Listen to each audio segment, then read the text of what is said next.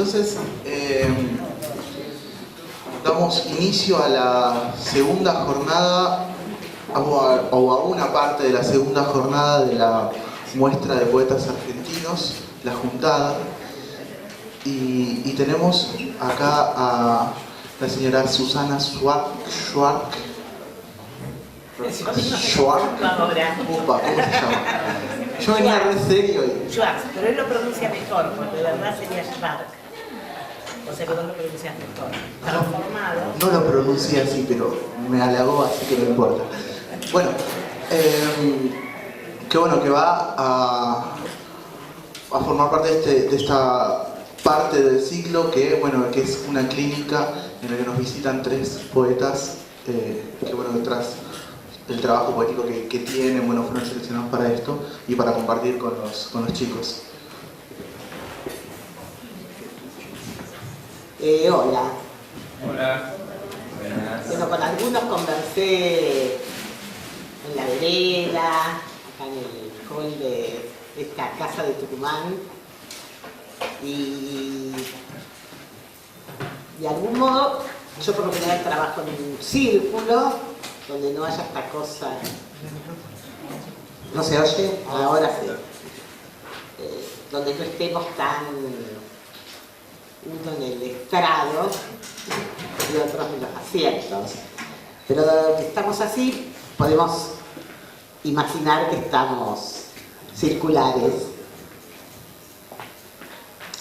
Es complicado decir quién es poeta, y John Berger, que no, si quieren, yo no tengo problema que me interrumpan, que me pregunten lo que quieran, que conversen sobre lo que estoy hablando. John Berger, que tardó mucho en publicar su libro de poesía, decía que él consideraba que decir poeta era un adjetivo y no un sustantivo. Que es como, decía, ¿cómo me voy a nombrar poeta? Si sería como una cualidad, como decir soy generoso, soy amable, o no un adjetivo necesariamente que favorezca, pero consideraba que ser poeta era una cualidad.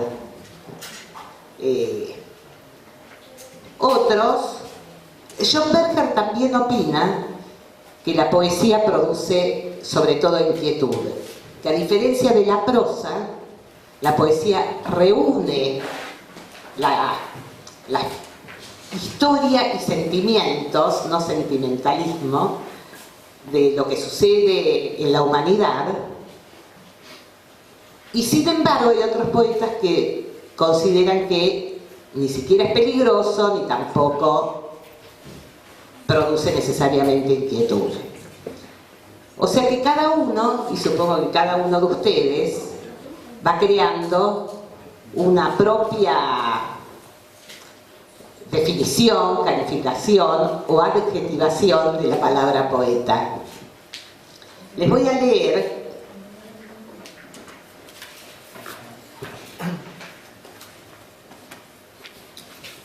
bueno, por otro lado, uno deviene poeta, o podría dar un ejemplo. Para Deleuze, el escritor es un atleta, no necesariamente porque haga algún deporte, puede estar en la cama escribiendo, pero es el atletismo de la escritura. Y a la vez es como en el cuento de Kafka, el nadador que no sabe nadar, o como Daniel Grant, que viene en bicicleta pero no sabe andar en bicicleta. Porque de algún modo, ¿qué sabe el poeta? ¿Qué sabe cualquier humano? De hecho vamos probando, pero no se trataría de un saber, sino de una construcción, de un devenir, de un ir sabiendo algo que igual después no se sabe. Pueden disentir, un poco lo que digo también, para que disientan o me pregunten. Y les voy a leer un poema. Hola. ¿Se escucha? Sí. ¿Y usted qué opina que sabe un poeta?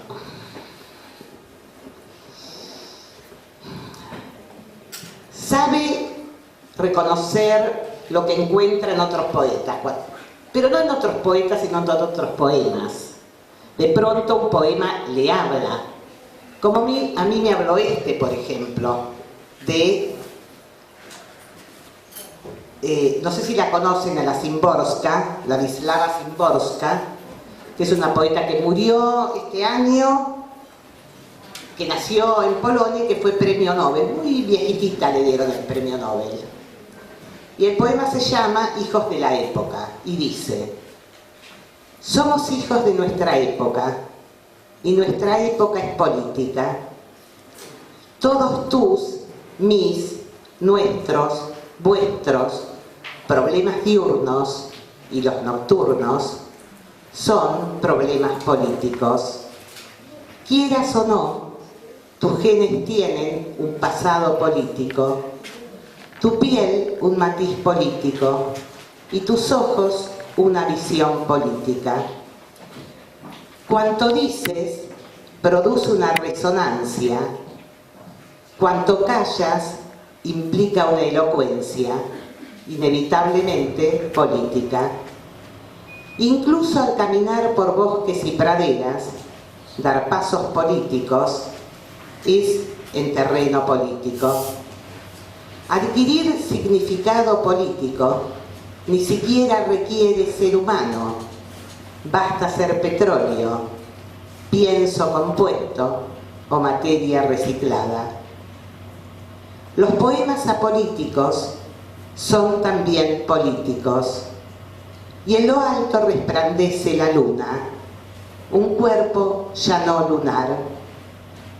Ser o no ser, esta es la cuestión.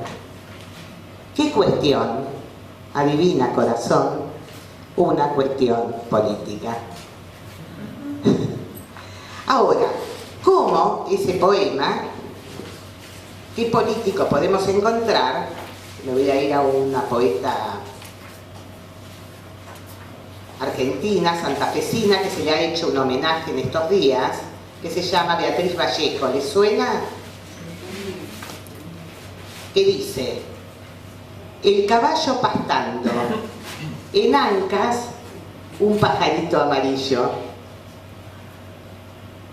¿Dónde encontramos algo político en este poema?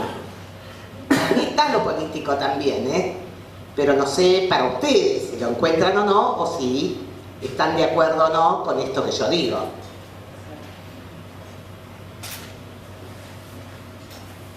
¿Es para ustedes el caballo pastando en ancas?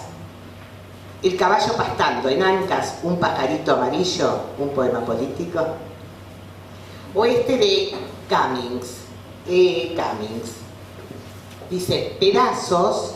Yo quería hacer un ejercicio con este poema, pero me parece por cómo estamos y el tiempo, pero lo dejo como idea. Primero lo leo, dice: pedazos, paréntesis, en más oscura que pequeña es la más sucia última calle de cualquier ciudad, cierra, de espejo.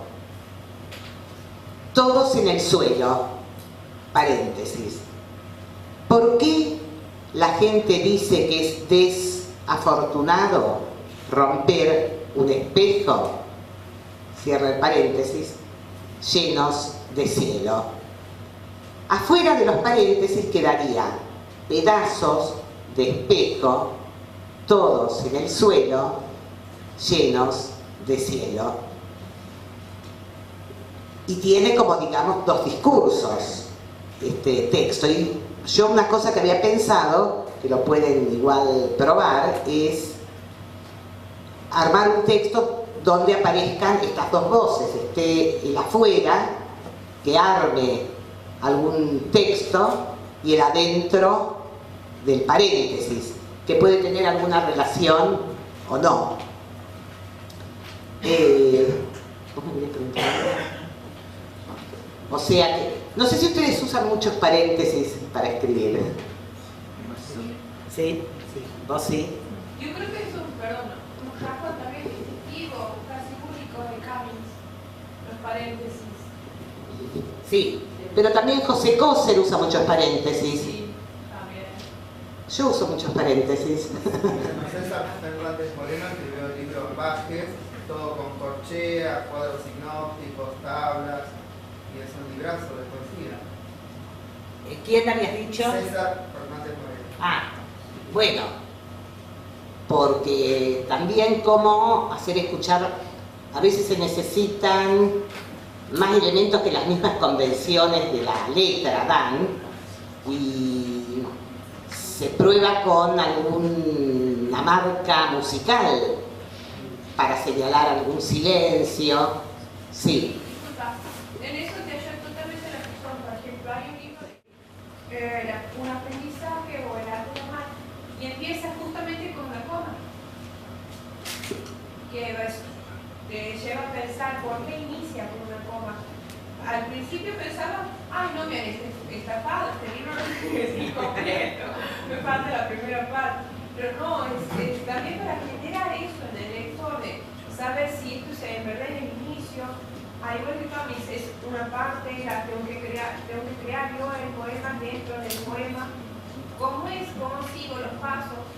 Pero sí es un recurso que es muy usado y empleado he leído en muchos escritores, pero es muy difícil de lograr administrar en un texto. ¿Cómo hacemos, por ejemplo, con paréntesis, comas, para...? Se podría decir, ustedes saben, Grimmel, que no hay ninguna receta ni fórmula, cada vez es la página en blanco. El poema da su propio, sobre todo el sonido, y estas también son opiniones diversas. Para Borges importa más el sonido que el sentido.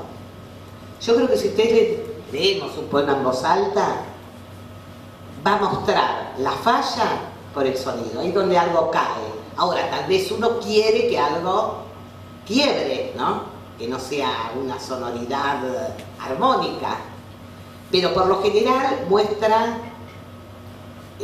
el mismo poema muestra su propia falla, por el sonido. Ahora, hay gente que no le importa que exista esa falla porque le importa más defender el sentido, lo que quiere decir. Yo defiendo el sonido. Pero yo creo que lo interesante es en realidad el juego, porque yo creo que en realidad hacer un quiebre en el sonido también es un juego de sonoridad. Claro. Yo considero que en realidad Borges tiene mucha razón cuando él piensa en el sonido, y creo que lo interesante con la poesía es cómo a través con ese sonido puedo decir lo que quiero decir. Ahí está cuando, en una opinión personal, ¿no? Pero ahí está cuando el rebusque del poeta. Ahí es cuando la poesía se torna un juego y se torna un juego divertido, que no sea simplemente decir todo lo que quiero decir, sino de qué manera puedo decirlo, cosa de que también tenga un sonido, porque es la mejor forma de llegar al otro. Yo creo que porque si no muere conmigo ese sentido. El hecho de que otra persona que cuando abra el libro y cuando lo pueda leer, pueda encontrar también ese juego, ¿no? Con el sonido. No sé si se entiende mucho lo que estoy diciendo. Bueno, por ejemplo, un ejemplo grande para nosotros sería Girondo. Él juega con el poema. De todos modos, podríamos decir que todos jugamos con los poemas. O que jugar sería como respirar, o sea, no estamos exentos, por suerte. Ahora, con lo mismo, con las mismas palabras que usamos para hablar, que uso una empresa multinacional para decir sus cuestiones, para un docente dar sus órdenes, para una madre gritar, etcétera, etcétera.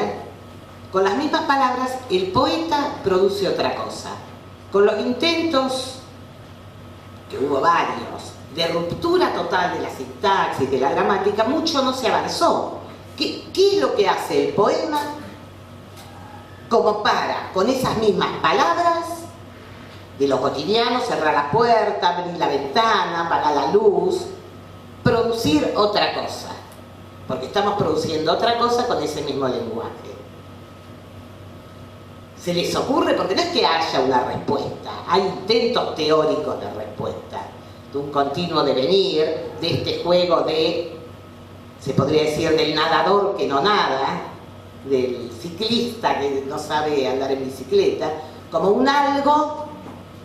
Por eso yo empecé con el no saber, como no hay algo, no voy a construir un puente, aunque sí lo construya, pero donde voy a tener una fórmula, unas determinadas herramientas. Claro, pero en 20 poemas para ser leídos en un tranvía, Oliverio Girondo están todas esas cosas que son de la vida cotidiana, en todos los poemas, pero cuando él dice, abre la ventana y se crucifica, lo que está haciendo es un juego con la realidad y generando una forma con eso.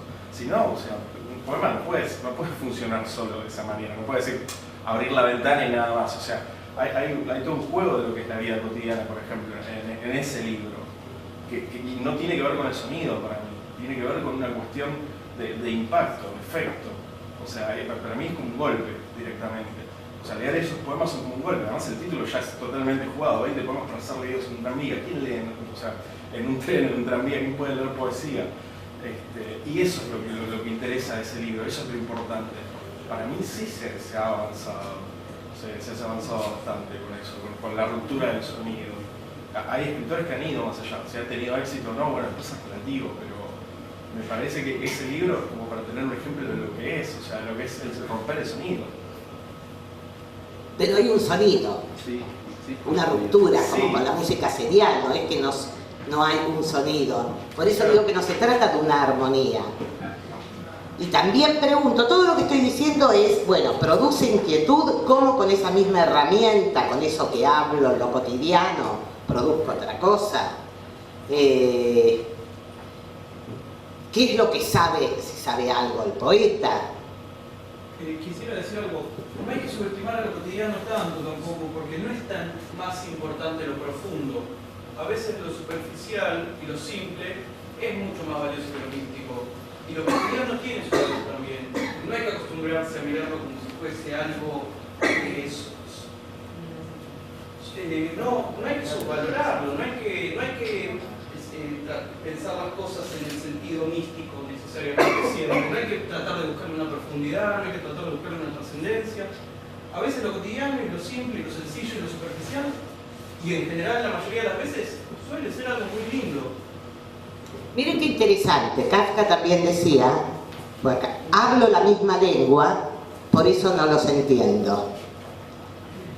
Por lo general no nos entendemos. Vos escuchaste algo que yo dije que desde mi óptica, no lo dije en absoluto, pero vos escuchaste eso. Yo lo que dije, a ver, lo digo de nuevo, es que con las mismas palabras que usamos para decir abrir la puerta, armó un poema que podría ser abrir la puerta. Pero no estoy diciendo, en ningún momento dije que quise decir, esto no quiere decir que vos al escuchar eso otro también tenés razón, porque escuchaste eso. Pero no estoy hablando de una poesía, fíjense que el que leí, el poema que leí de la Szymborska, es totalmente de un lenguaje cotidiano, no hay ninguna metáfora. No.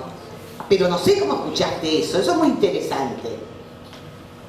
Vos entendías de lo que yo iba diciendo que yo valoraba más o consideraba que el poema tiene que tratar de determinadas cuestiones. No, yo lo que estaba diciendo es como con la misma herramienta que digo, tomo agua, con esas mismas palabras, con esa combinación y selección de elementos, construyo otra cosa, que puede ser tomo agua, puesto en de determinada forma.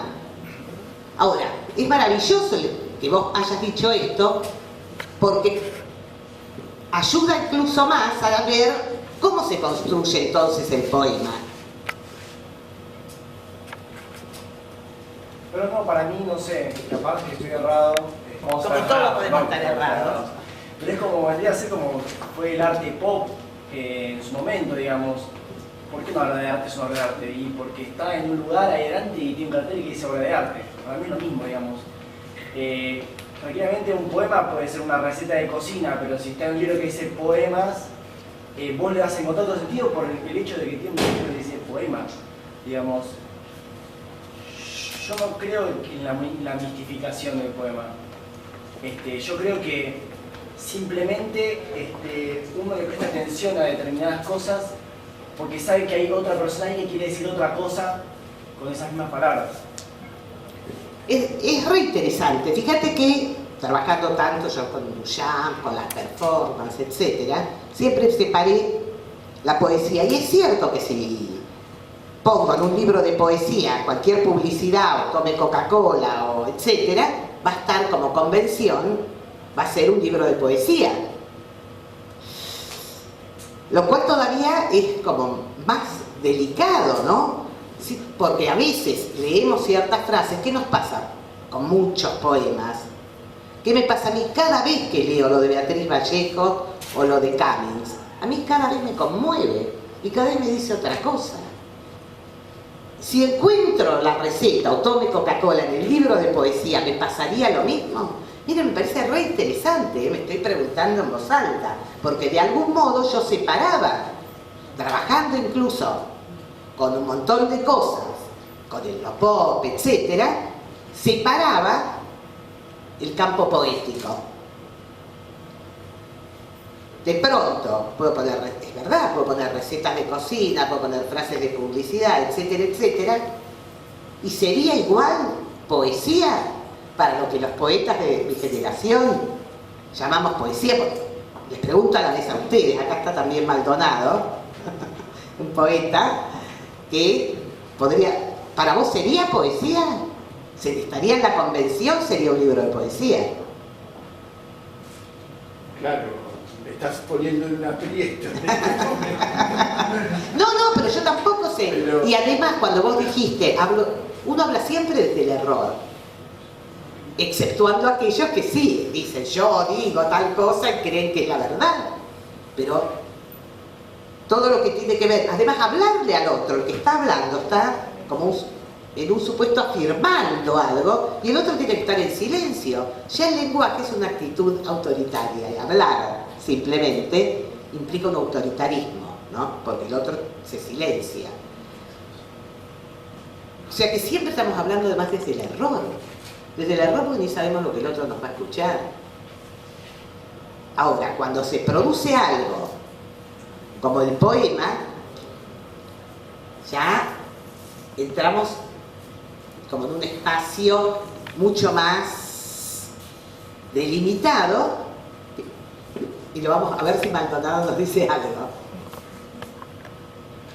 Sí, yo creo que lo que importa también es el espacio, la relación. Por eso cuando él dice está puesto en tal lugar, hace que uno lo mire de otra manera. Esa relación entre el producto que llamamos poesía, que puede ser la receta de cocina, digamos, y yo, va variando, ¿no? Puede variar, efectivamente, como ha variado la intelección de la que vos hablabas antes, ¿no es cierto?, con respecto a lo que vos quisiste decir. En ese sentido es posible, digamos, que todo tenga algún valor poético, ¿no? Es posible. La pregunta que yo me hago, si es que todo es poesía, termina por nada ser poesía. Esa es la pregunta. Tengo una propuesta para esa pregunta. Quizá todo es poesía, quizá nada es poesía, pero lo que sí hay es buen gusto y mal gusto. Y hacer poesía con la palabra Coca-Cola es tener mal gusto, quizás. Claro, esa sería una teoría del gusto y de época. Puede ser es una teoría del gusto y también es de época. No, pero nosotros ahora nos podemos hacer esta pregunta. Góngora nos hubiese hecho esta pregunta, porque es una pregunta de época. Pero sí. Un ejemplo concreto de un poema que yo leí hacer capital, de un poeta de acá, que no me acuerdo quién es, pero el poema decía así: el primer verso decía papel, abajo poligoma, abajo decía papel, y abajo decía ¿y cómo pega? El tipo agarró un eslogan publicitario que conocemos todos y hizo con eso un poema sin ponerle ni una sola palabra más, nada más lo escribió en forma de verso y era un poema que a mí me encantaba. Eso no es un poema. Sí, eso. ¿Ves? Es un poema contemporáneo. Lo que pasa es que genera un guiño eso con el lector, me parece que se Por eso, Es como cuando Goya puso el original como obra de arte, y ese es el paradigma del arte pop para mí. Eso para mí fue una obra de arte, o sea, te puede gustar o no te puede gustar, pero el tipo estaba diciendo algo con ese coso que capaz lo robó de un baño. O sea, no importa, o sea, está ahí y vos se te puede ocurrir.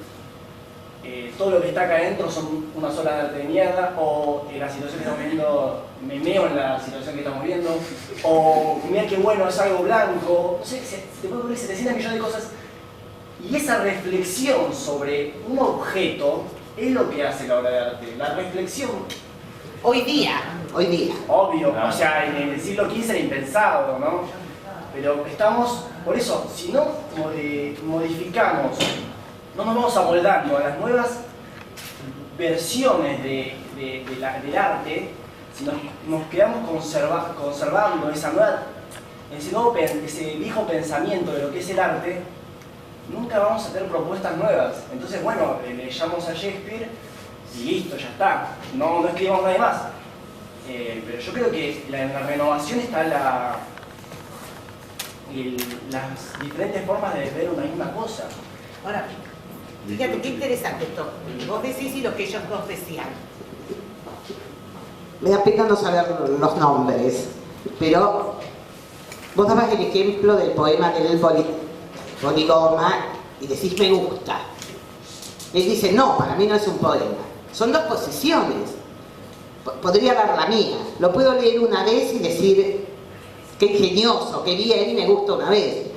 Leer 5 poemas así ya, a mí. Sí. Yo me pongo a pensar, ¿no? Porque esto es una trayectoria. Entonces mi primita de 10 años escribe algo y ya es un poema. Todos somos poetas. Sí, ¿por qué no? No, pero depende de cómo está escrito. Para cómo está escrito también. Depende. No, yo creo que eso tiene que ver después con el gusto. Si te gusta o no, creo que es otra cosa después. El ejemplo que yo di en el caso no es, a ver, no es algo que, no son palabras que se le ocurrieron al poeta, pero la forma de construirlo como poema sí se le ocurrió al poeta. ¿Entendés? Ese le ocurrió la construcción. Todos en la calle somos todos poetas, somos todos escritores. No, pasa Un ejemplo, un poeta básicamente es un constructor de palabras, pero el poema es una escultura. Está jugando con la palabra forma parte de esa escultura, de ese rompecabezas. Entonces, si había una palabra más, se modificaba, pero ya no era lo mismo. También lo podía haber hecho. Pero es interesante la pregunta, ¿todos somos poetas, todos somos...? Pasa que para mí, a la hora, cuando vos compones algo, un poema, creo que el primer público sos vos. Si ese poema te llega a causar una cierta emoción en vos, entonces es poema. Pero si esa persona llega a leer un texto como el que acaba de decir acá el amigo, y esa persona se llega a emocionar, entonces es poesía. La función del poema es causar un cierto efecto emocional en la otra persona. Por ejemplo, a mí Góngora no me puede causar nada, pero lo que el caballero me dice sí me genera algo. Entonces, sí es poesía para mí. Eso es individual. Por ejemplo, una vez mi sobrino dijo algo genial.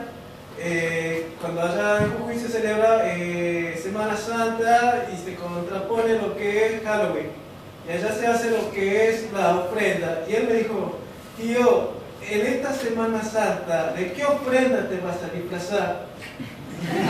Eso fue genial. O sea, no tiene que ver con lo que, por ejemplo, que sacar una tanda publicitaria o no es poesía. Si el texto te llega a causar una cierta emoción, es poesía. ¿Es eso? Emoción, sí, emoción contamos también. El disgusto también es una emoción en realidad. Sí. Emoción, gol, O no, o algún aspecto lúdico.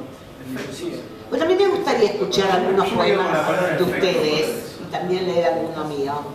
¿Cómo? Me gustaría escuchar algunos poemas. Tenemos 10 minutos. Y algo que quería decir. La pregunta, ¿todos somos poetas? ¿Todos somos escritores? ¿Todos somos humanos? De ahí partimos. Porque todos somos humanos. Yo soy tan humana como aquel que tortura.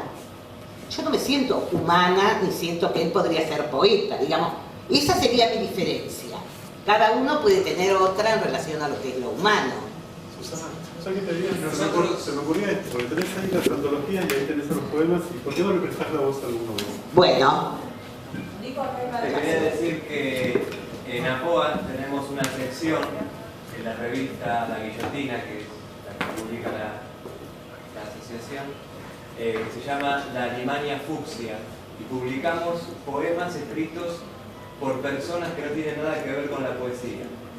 Tenemos, por ejemplo, poesía escrita por genocidas, por Hitler, Stalin, otro más, que ahora no recuerdo, pero figuras de la realidad histórica, política y cultural universal. Bueno, ahí se podría pensar también que cada uno es un sujeto dividido. Quiero decir, filosóficamente, con las discusiones con Heidegger. Heidegger lo que produjo como en su filosofía es una... Por ahí Levinas puede decir que avanza un poco más que Heidegger. Ahora, por otro lado, él apoyaba discusiones más o menos del nazismo. Pero él produce esa obra. ¿Cuántos es? Digamos, todos somos sujetos divididos. Nos dan un poema de pronto de Videla. Mi posición es, no me interesa, pero a la vez, ¿qué parte de él produjo eso? ¿No? A mí me parece que los temas que estuvimos pensando, que por ahí ya tienen ustedes la respuesta cada uno, pero que son como para continuarlos, me parecen muy interesantes, ¿no? Yo no conocí esas guillotinas, que conozco la guillotina, pero ahí donde había ciertos poemas. Es relativamente nueva la sección, es un trabajo de investigación más que nada acerca de, bueno, esta sensibilidad poética que puede tener cualquier otra persona ajena a la poesía. Que en realidad en algún momento se sintió poeta para hacer... Pero que era prosa lírica.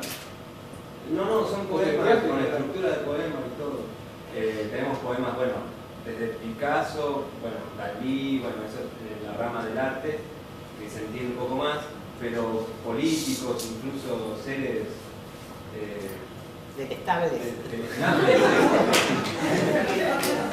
que en algún momento se dedicaron a escribir y con cierta frecuencia.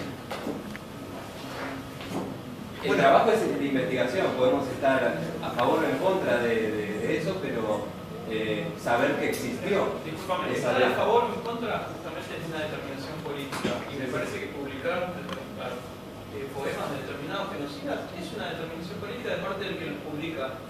Sí, pero es con un ojo crítico, digamos. Es para... peligroso para que tenga el gusto también. Yo coincido ahí, tendría que pensarlo más, pero yo, por ejemplo, a ciertas personas no las dejaría. Pero lo que dicen en los poemas... Pero por otro lado, como investigación... Pero revela una realidad, es parte de la historia también. Porque entonces, digamos, no estudiamos más el genocidio nazi y entonces no existió nunca.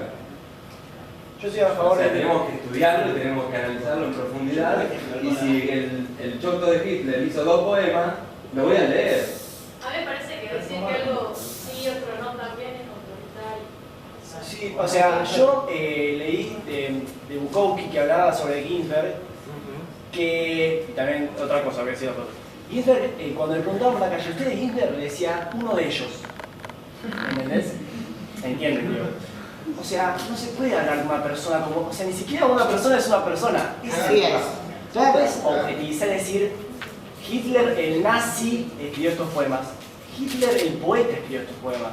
Y no es porque sea nazi, pero no puedes descalificar a una persona por otras cosas inmundas que hizo, digamos, Es como no leer a Borges porque era gorila, no creo. A mí en un taller yo leí en la Biblioteca Nacional y leí unos poemas de Borges y era una ternura, pero alguien, un canto de personas que venía al taller, dijo, ah no, yo a Borges tomando esa posición, dijo, no, entonces no vengo más acá.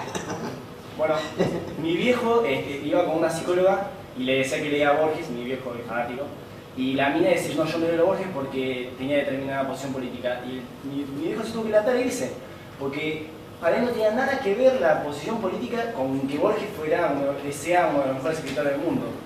Y después, por ejemplo, Bukowski escribía, él no tenía ninguna posición política de absolutamente nada y sin embargo se lo identificaron con los anarquistas, con los nazis, con un montón de grupos que él no tenía absolutamente nada que ver. Y sin embargo, muchos grupos se sintieron identificados y él no era ni nazi, ni anarquista, ni nada de eso. Una cosa es construir una prosa que está constantemente deviniendo y que no es un origen, que no tiene causa, que no tiene un fundamento, y otra cosa es construir una prosa que sí tiene fundamento, que sí tiene coyuntura política, que sí tiene coyuntura histórica, y bueno, y que de repente significa un montón de cosas que no es autoritario, de repente es una manifestación de la política de uno mismo, ¿no? Decidir no leer determinadas cosas, y tiene que ver con las convicciones políticas, y dejarlo pasar a eso es hacer, también es política, hacer política por omisión. Dejar pasar que Borges le estrechó la mano a Pinochet es hacer política por omisión. No es que la determinación política no es solo una afirmación, una negación, también brilla por su ausencia la política a veces. Volvemos al poema de la Szymborska, donde dice que cada gesto, cada cosa que hacemos, por omisión o no, es un gesto político. Pero uno puede leer lo que quiera, pero no decirle a los demás que no lo leas. Eso también es autoritario, decir, esto no lo pongas ahí porque no. Ah, no. Eso también es autoritario. Además yo creo que Si alguien quiere leer a Hitler, que lo lea. leer a Eso cierto quiere decir que va a ir a matar a judíos. Claro, es que sí, leer a Borges no te hace más o menos. Sí, pero leemos a un montón de yanquis y los yanquis en la guerra de Vietnam mataron 3 millones de vietnamitas. Bueno, pero igual nos estamos yendo un poco Sí, bueno, por eso. del texto en sí mismo, de la poesía. ¿Qué ibas a decir?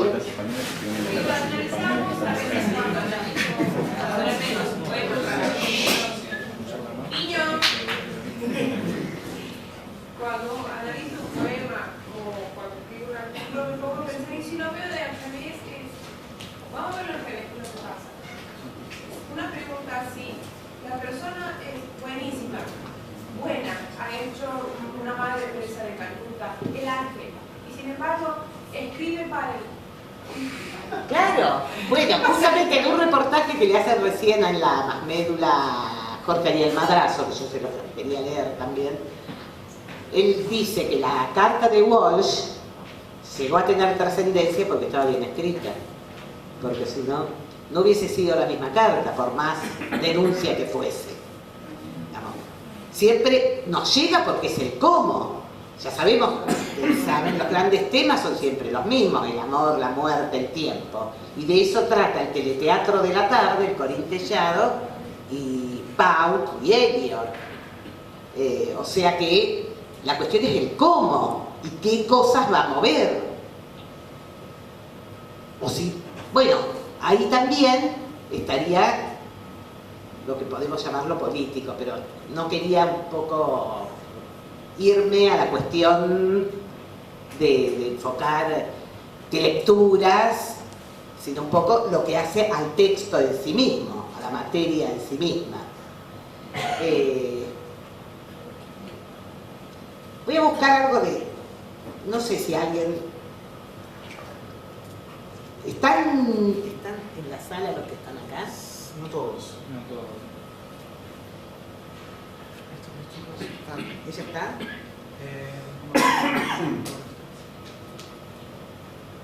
Kevin Joyce. Cecilia está. Cecilia Maugeri. Vale, Lenos. ¿Qué pasa? Pasa esa. Ah, sí, pasa. Sí. Ahí escuchemos algunos. La sabes de memoria para...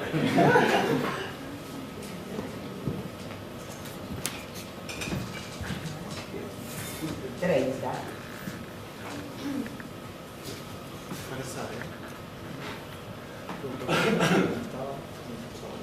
Bueno, hola, ¿escuchas? No. Hola, ¿qué tal? Buenas tardes. Bueno, este es un fragmento de una serie que se llama Control-O-Matic que estoy trabajando y bueno... Hola. Sí. Que por suerte eligieron muy bien el fragmento porque si no hubiera quedado cortado el sentido, pero es un texto que es más o menos leído en voz alta, son más o menos 15 minutos, o sea que imagínense que es una partecita, ¿no? ¿Qué haces ahí en el medio? En el medio de todo. ¿Qué haces en el centro? En el centro que hay que buscar, en el centro que conecta con todo, el centro de la galaxia. El ego es acá, es lógico, egocentrismo, eg-o-matic, una máquina huevo.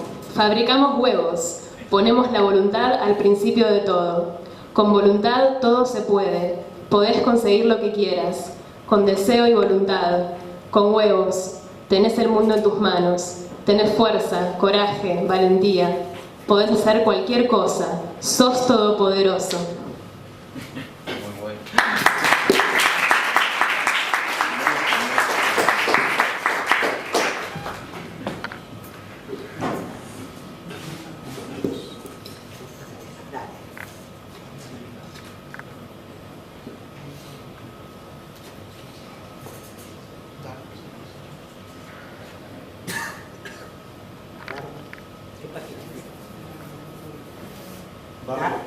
¿Dardo está? Sí, Dardo. Ahí está. Pero ahora perdí tu página. 32. 32. Pasá. Es tu casa, Dardo, así que... Al lado, no. Atrás. Sí. De Monteros. Monteros, Tucumán. Esta debe estar lleno de naranja. Sí, las aves. Yo estuve por suerte en Monteros. ¿Monterianos? Monterizo. Montalaces. ¿Tengo que leer esto?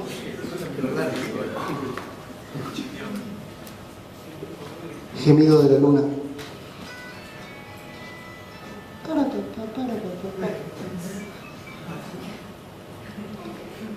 ¿Para qué buscas cegarte los cabellos si le quitas los latidos al aire? Ningún hombre ve lo que yo en tu abismo y estabas al sur de mi infierno. ¿Para qué? Al espiar por una grieta del tiempo, ser el niño que ha pecado, al ver a Dios desnudo dentro de los ojos de nuestros muertos, ese gesto de tus labios cuando me mostras desprecio y algo de insolencia creciendo por tus pechos. ¿Para qué? Hasta que tu boca, en sed del poema, se quede ciega de nombrar mi sexo, el silencio del suicida para el último verso, y luego tu cuerpo en mi cama, hasta que seas la más puta de todas, dentro del gemido de la luna que es hembra en celo, como vos que amás, fingiendo que existe la poesía después de tanto dolor.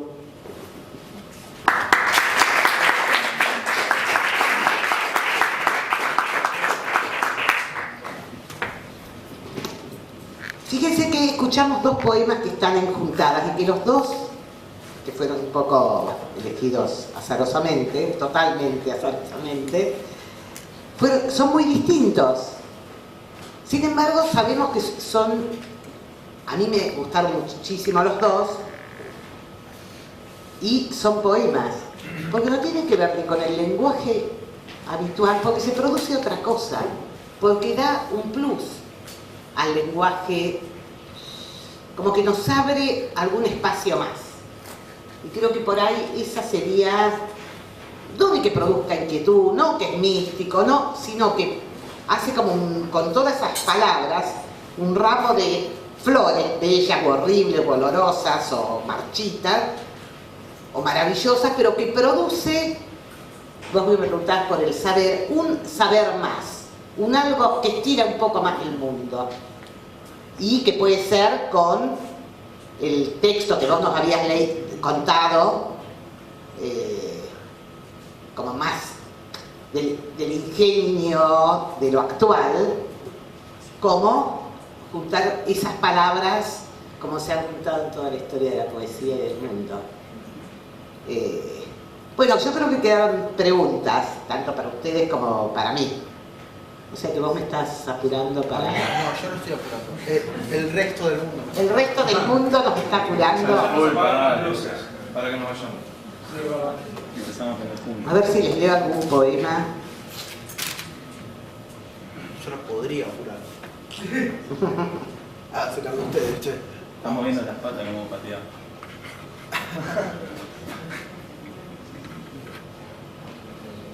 Bueno, voy a leer un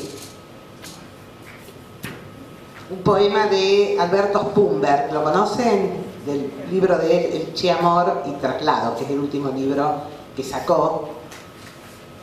Y dice, abajo, ya que hablamos de Tucumán, abajo aquí sus huesos, sus fusiles, ese atadito de hombre, no sé la tierra cómo hace que se aguanta.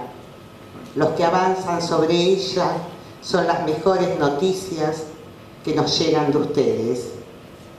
Delen, muertos de amor, sostengan que nacemos. Bueno, muchas gracias.